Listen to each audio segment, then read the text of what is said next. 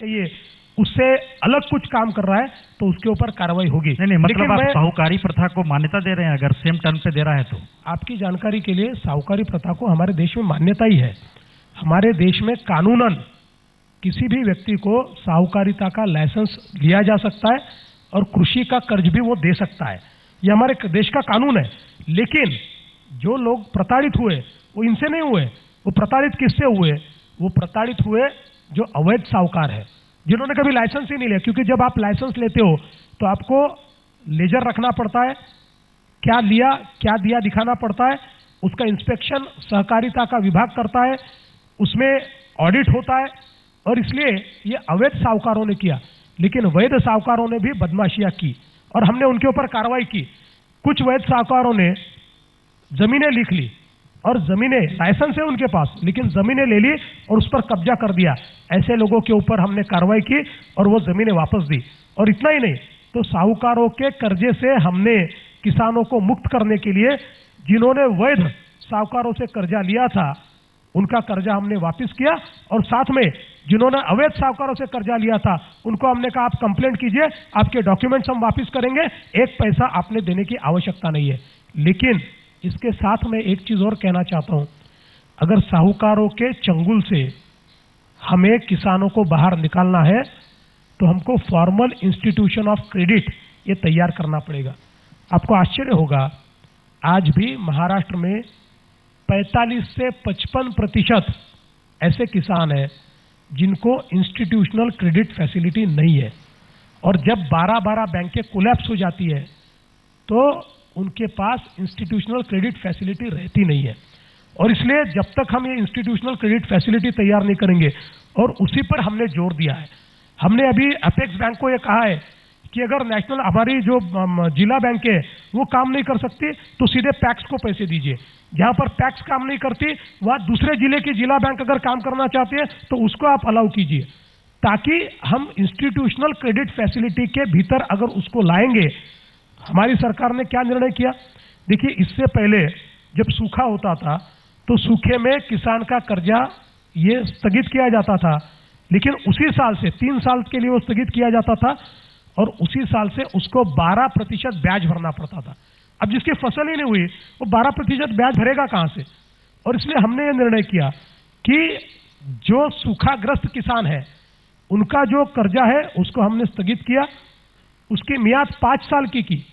पहले साल का पूरा ब्याज ये राज्य सरकार भर रही है और बचे हुए 4 साल का आधा ब्याज ये राज्य सरकार भर रही है, ताकि उसको एक क्रेडिट वर्दीनेस मिले और वो वापस क्रेडिट ले पाए और अगले साल वो खेती कर पाए। तो मुझे ऐसा लगता है कि एक बड़ी पैराडाइम शिफ्ट इस मामले में हमने की है। तो इतना सब चीज आप समझते हैं तो फिर ये गलती क्यों कर बैठे कि नाच गाने के लिए आपने अपने राहत कोष से पैसा दे दिया? देखिए, बहुत अच्छी बात आपने कही। जब कोई लोग झूठ फैलाना चाहते हैं तो किस प्रकार से फैला सकते हैं? मूल रूप से हमारे राहत कोष के 5 अकाउंट हैं, अलग अलग बैंक अकाउंट, और इसमें एक बैंक अकाउंट अकाल के लिए है, एक अर्थक्वेक के लिए है, एक जलयुक्त शिवार के लिए है, और एक जो अकाउंट है ये बाकी डोनेशंस के लिए है।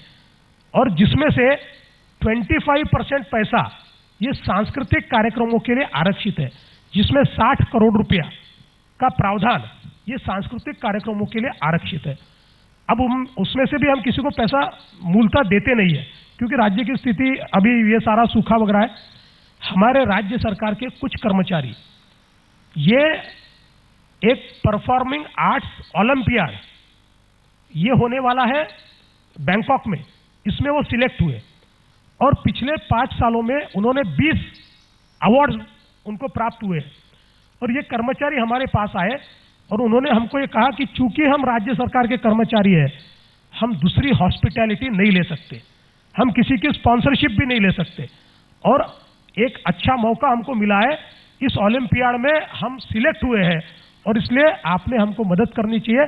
तब सांस्कृतिक कार्यों के लिए जो राशि मेरे पास थी उसमें से मैंने पैसा उनको 8 लाख रुपया, 7.5 लाख रुपया, 8 लाख रुपया उनको मैंने दिया। और मैं ऐसा मानता हूं कि इससे पहले भी उस राशि में से हमेशा अलग अलग इस प्रकार के कामों के लिए पैसा दिया गया है, लेकिन दिखाया क्या गया? दिखाया यह गया कि सूखे के पैसे से पैसा दिया, जलयुक्त शिवार के पैसे से पैसा दिया। देखिए, झूठ बोलने की भी एक हद होती है, और इसलिए मैं बिल्कुल साफ शब्दों में कहना चाहता हूं, हमने सूखे के लिए करोड़ों रुपए जमा किए, लोगों का हमारे ऊपर विश्वास था। जिन लोगों ने ये न्यूज चलाई, जिस दिन न्यूज चली उस दिन भी 2 करोड़ रुपया लोगों ने दिया, और रोज 1 करोड़, 2 करोड़, 3 करोड़ रुपया मुझे लोग देते हैं, जो हमारे कोष में जाता है। पारदर्शिता के साथ वो सारा पैसा केवल किसानों के लिए हम खर्चा करते हैं। लेकिन अगर किसी ने झूठ बोलने का तय कर लिया तो उसका हम क्या जवाब दें?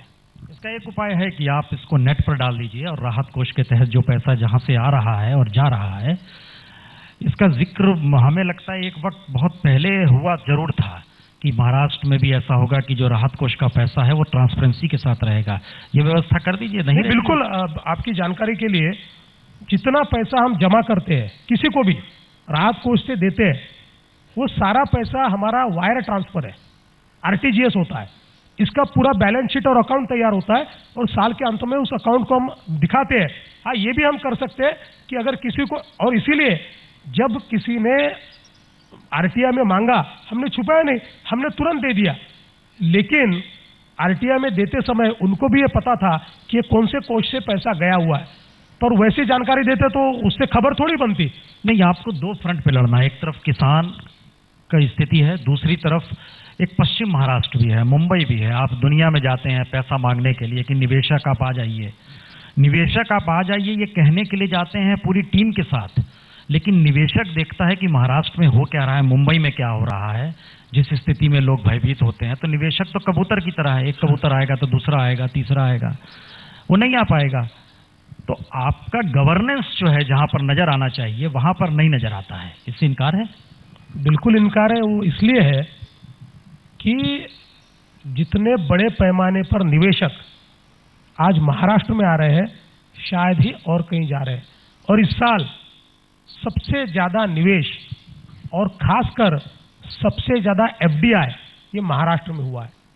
1 लाख करोड़ रुपया, ये तो जो हमने अलग अलग लोगों से बातचीत की और यहाँ निवेश हुआ वो 1 लाख करोड़ रुपया है। और आपने देखिए फॉक्सकॉन जैसी कंपनी, जो चीन में, मैं उनकी फैक्ट्री में गया था, एक फैक्ट्री में 5 लाख लोग काम करते। और आज देश में आवश्यकता क्या है? इलेक्ट्रॉनिक्स और हार्डवेयर के निर्मित की। हमारा देश इलेक्ट्रॉनिक्स और हार्डवेयर पूरा का पूरा इंपोर्ट करता है। मोबाइल फोन पूरे हम इंपोर्ट करते हैं, केवल 7% मोबाइल फोन हम तैयार करते हैं। ये जितनी स्क्रीनें आपके यहाँ लगी हुई है, जितनी टीवी स्क्रीन हमारे यहाँ होती है, उसमें से 90% टीवी स्क्रीन ये हम आयात करते हैं। और 2030 साल तक हमारा जो इलेक्ट्रॉनिक्स का इंपोर्ट है वो क्रूड के, ऑयल के इंपोर्ट से ज्यादा हो जाएगा, ज्यादा पैसा हम उस पर खर्चा करेंगे। और इसलिए हमने ये प्रयास किया कि हार्डवेयर और इलेक्ट्रॉनिक्स में हमें बहुत संभावनाएं दिखी। हम फॉक्सकॉन के पीछे लगे, हमने उनको कन्विंस किया।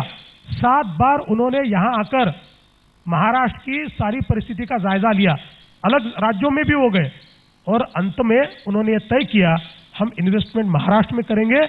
देश का सबसे बड़ा निवेश ये महाराष्ट्र में हुआ।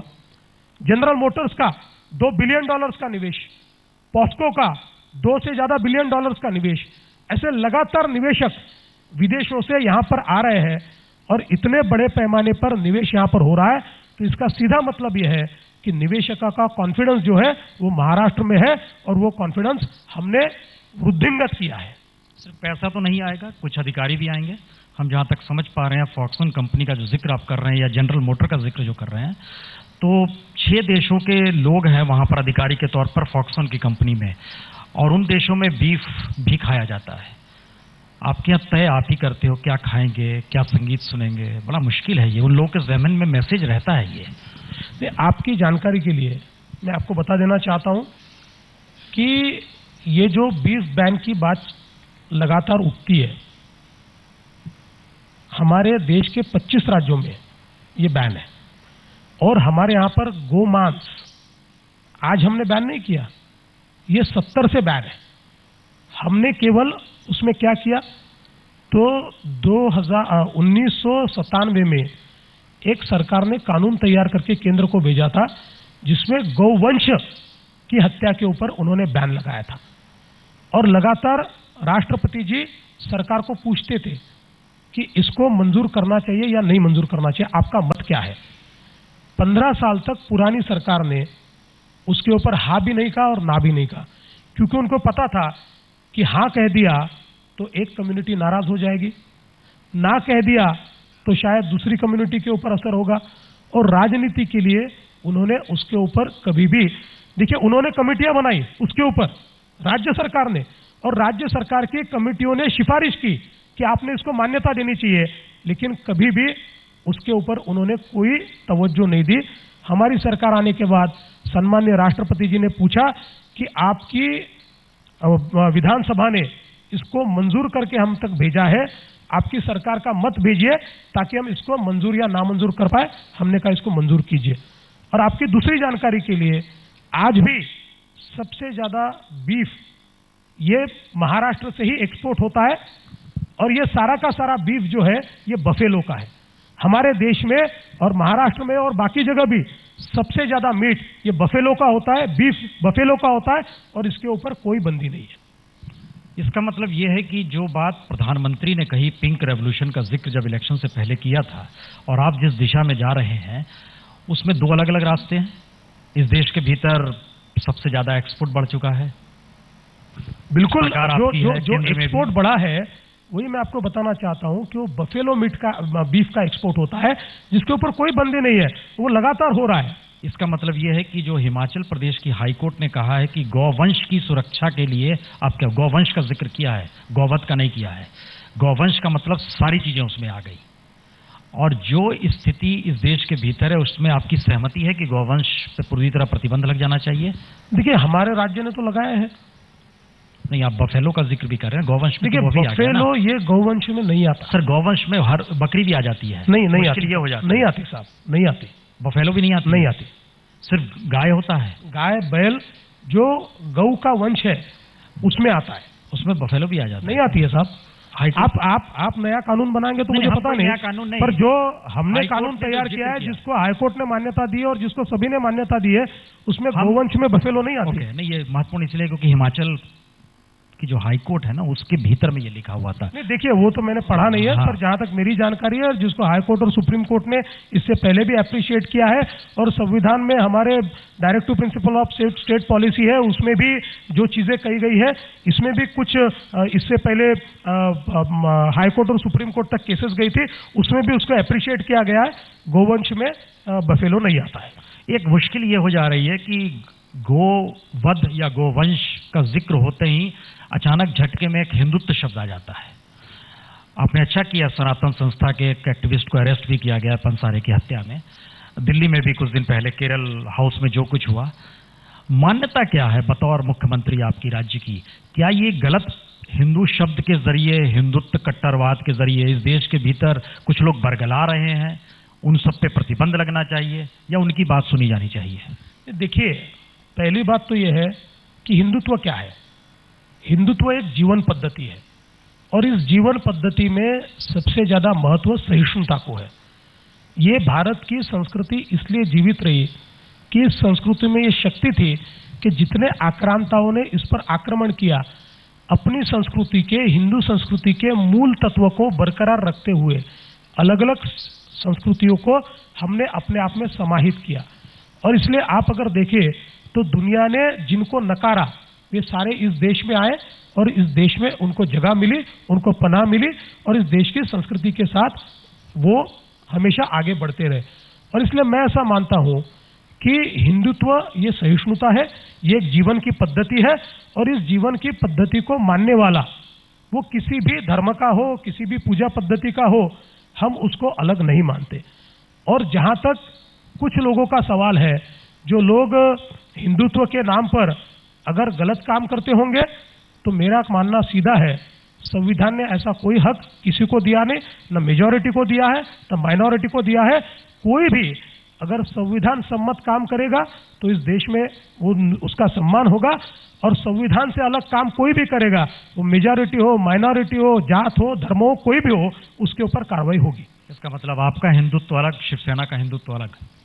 देखिए, उनका हिंदुत्व क्या है मुझे पता नहीं, मैं तो अपने हिंदुत्व की बात करता हूँ। हिंदू सम्राट बाला साहब ठाकरे लिखा रहता है, आपने कहा हिंदुत्व वे ऑफ लाइफ है, आप ही बोल रहे हैं। उनके हिंदुत्व में कालिक पोतना है, आपके हिंदुत्व में सहिष्णुता है। देखिए, उनके हिंदुत्व का जवाब वो देंगे, वो मुझे क्यों मांगते हो? मैं थोड़ी उनका स्पोक्स पर्सन हूँ। मैं तो मेरा हिंदुत्व क्या है ये बताऊंगा।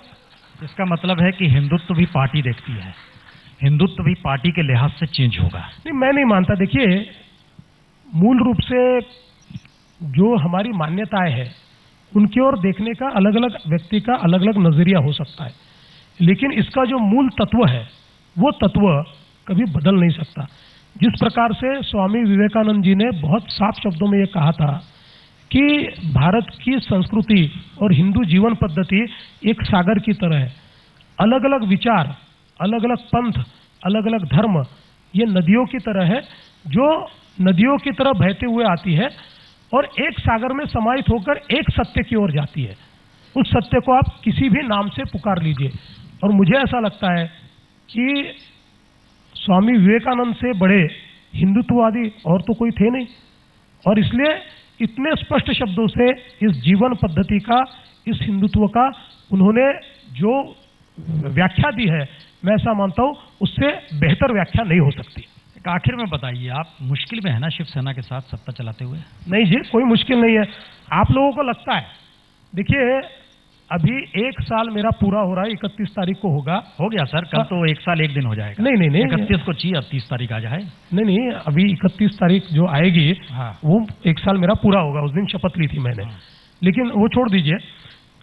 मूल रूप से इस 1 साल में हर सप्ताह में हमारी कैबिनेट की बैठक होती है और सारे कैबिनेट के निर्णय पूरे 1 साल में हमने यूनानिमसली लिए। एक भी निर्णय स्प्लिट निर्णय हमने नहीं लिया है। फिर बाकी चीजें चलती रहती है। अभी क्या होता है कि ये थोड़ी खबर होती है कि बीजेपी शिवसेना बहुत अच्छे से काम कर रहे हैं, एक साथ बैठे हुए हैं, विचार आचार चल रहा है, ये थोड़ी खबर होती है। कोई कुछ बोल देता है तो कैसा इन दोनों में झगड़ा चल रहा है ये खबर होती है। आपको भी अपना टाइम पास करना है, प्रिंट मीडिया को अपनी जगह भरनी है और हमको अपना काम करना है। नहीं, टाइम पास तो आप कर रहे हैं क्योंकि आपका खून हरा हो गया है। आपका खून हरा हो गया है, इसका जिक्र और कोई नहीं आपके साथ लाल खून वाले कर रहे हैं। देखिए, कोई भी पेपर, न्यूज़पेपर कोई बात अगर छापता है, नहीं छापता नहीं है, कहा छापता है। नहीं जी, किसने कहा? उद्धव ठाकरे। नहीं था। खून हरा हो गया है प्रधानमंत्री का, इस शब्द का इस्तेमाल किया गया। देखिए, आपको मैं दावे के साथ कहता हूं, प्रधानमंत्री का खून हरा हुआ है। उद्धव ठाकरे जी ने कभी नहीं कहा। आप दिखा दीजिए। हमारा प्रॉब्लम यह है, देखिए सबसे बड़ा प्रॉब्लम क्या होता है, और माफ कीजिएगा मुझे, पर ये हिंदी और इंग्लिश मीडिया के साथ ज्यादा होता है। उद्धव ठाकरे जी भाषण मराठी में करते हैं और आप लोगों को समझ में आता नहीं है, और उसके इतने आप अलग अलग अर्थ निकालकर हमको ठोक देते हो। इसका मतलब ये माना जाए कि सामना के संपादक को बदल दिया जाए? नहीं जी, बदले चाहे नहीं बदले उनकी बात है। नहीं, हम थोड़े अभी देखिए, समझ ही नहीं आता, सामना में छपता अभी है। कभी टाइम्स ऑफ इंडिया हमारे ऊपर टीका करता है, कभी लोक सत्ता हमारे ऊपर टीका करता है, कभी एक्सप्रेस करता है, कभी हिंदू करता है। हम थोड़ी उनके पास जाते हैं आपके एडिटर को बदल दीजिए। उनका काम वो करते हैं, हमारा काम हम करते हैं। नहीं, हम सामना उनका मुखपत्र है इसलिए हमने कहा। आपको लगता होगा, देखिए मूल रूप से हमारे लिए सामना किसी भी न्यूज़पेपर की तरह है, वो कोई गॉस्पेल ट्रुथ नहीं है। इसका मतलब ये मान लिया जाए कि शिवसेना और बीजेपी 2 अलग अलग धाराएं हैं। अब हाँ बोलते जाए तो हम उसके आगे बढ़ते चले जाएंगे, अब क्योंकि लास्ट पेज में है। दोनों अलग अलग धाराएं हैं, ऐसा थोड़ी होता है। आप पूरा बोलिए तो जवाब दूंगा। नहीं, आपका रास्ता जो है जिस दिशा में जा रहा है, शिवसेना उल्टी दिशा में जा रही है, आप नहीं मान रहे हैं? नहीं, ऐसा थोड़ी है। सरकार तो एक ही दिशा में जा रही है, अलग अलग दिशा में थोड़ी जा रही है। आपके हर काम को लेकर शिवसेना सवाल खड़ा करती है? जी नहीं, बिल्कुल नहीं करती। उनकी हर बात पे सहमति है? आप जो करते हैं अच्छा करते हैं, ठीक करते हैं? देखिए, कुछ बातों में असहमति हो सकती है, 2 अलग अलग पार्टियां हैं।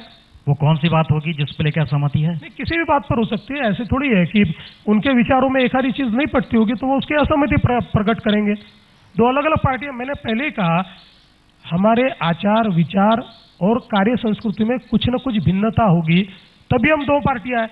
अगर सारी चीजें सरीकी होती तो 2 पार्टियां क्यों होती? एक ही पार्टी होती। प्रधानमंत्री ने भाषण देते वक्त कहा था हफ्ता वसूली पार्टी शिवसेना को, आपको याद है? आपने गलत सुना, एनसीपी को कहा था वसूली पार्टी, जो वसूल करती है हफ्ता। हम उस भाषण का हिस्सा सुनवाएं आपको? जरूर सुनवाइएगा, लेकिन मैं आपको इतना स्पष्ट रूप से कह देना चाहता हूं कि चुनाव हम दोनों अलग अलग लड़े। हम दोनों को कांग्रेस एनसीपी के खिलाफ मैंडेट मिला, उस मैंडेट के चलते हम साथ में आए हैं। और मैंने साफ शब्दों में आपको कहा, हमारे आचार विचार और कार्य पद्धति अलग है, हम दो अलग अलग पार्टियां हैं, चुनाव एक दूसरे के खिलाफ लड़कर अभी साथ में आए हैं। 1 साल पूरा हुआ, आपका सबसे बड़ा चैलेंज अब बता दीजिए, आपके सामने आपको नजर क्या आता है? इंटरव्यू खत्म। देखिए, मेरे सामने सबसे बड़ा संकट ये कृषि का है, और जब तक महाराष्ट्र में सस्टेनेबल इस प्रकार की कृषि हम खड़ी नहीं करते, तब तक महाराष्ट्र कितना भी विकसित हो जाए, हम उस विकास को सामान्य आदमी तक नहीं पहुंचा पाएंगे। आज भी अगर महाराष्ट्र का जीडीपी हम देखेंगे तो उसमें कृषि का हिस्सा केवल 11% है, लेकिन कृषि से जिनको रोजगार मिलता है उनका हिस्सा 45 से 55% है।